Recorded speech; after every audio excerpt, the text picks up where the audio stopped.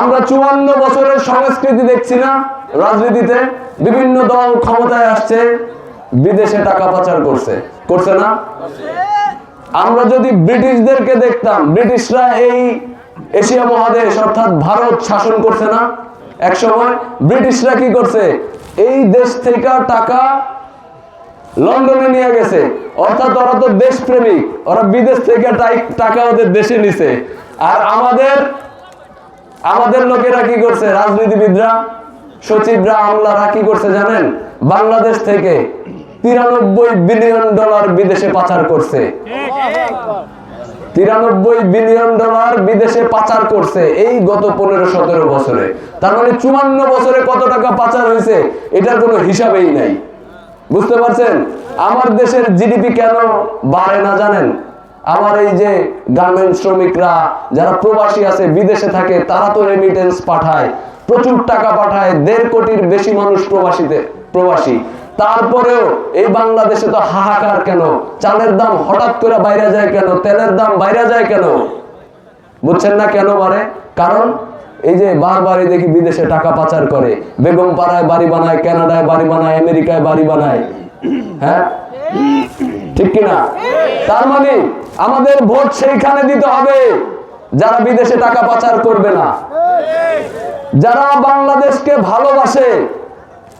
প্রবাসীরা বাংলাদেশে টাকা পাঠায় আর আমাদের চোরেরা এখান থেকে বিদেশে টাকা পাঠায়। চিন্তা করছেন? ত্রয়োদশ জাতীয় সংসদ নির্বাচনে 2টি ব্যালট থাকবে। কয়টি? আরেকটি ব্যালট থাকবে গণভোট।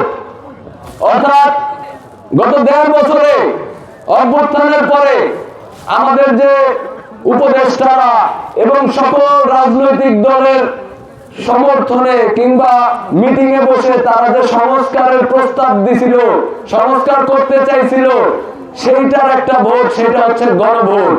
অর্থাৎ তারা যে সংস্কারের পক্ষে, এটা তো জনগণের ম্যান্ডেট নিতে হবে না?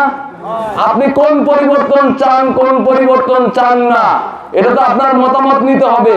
এই জন্য দেশে গণভোট হচ্ছে। আমরা বিভিন্ন সময় দেখি না সিরিয়াল কিলাররা রাষ্ট্রপতির কাছে যায়, ক্ষমা চায়, তারপর মাফ করে দেয়, তাদের সাজা মওকুফ হয়ে যায়, চায় না? কিন্তু ভবিষ্যতে আপনি যদি হ্যাঁ ভোট দেন, তাহলে এই অপরাধী মানে অপরাধী, তার বিচার হইছে মানে হইছে, তার মাফ করার কোনো সুযোগ নাই। অর্থাৎ রাষ্ট্রপতি ইচ্ছা মতো কাউকে মাফ করতে পারবে না। পারবে? আমাদের স্বাধীন একটা বিচার ব্যবস্থা দরকার না?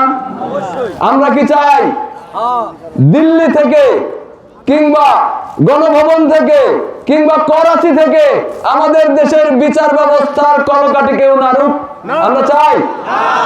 যদি না চাই তাহলে গণভোটে আমাদের হ্যাঁ দিতে হবে। আমরা কি হ্যাঁ পক্ষে আছি না? যে ক্ষমতায় আসবে সেই যেন তার অধীনে একটা নির্বাচন দিতে না পারে।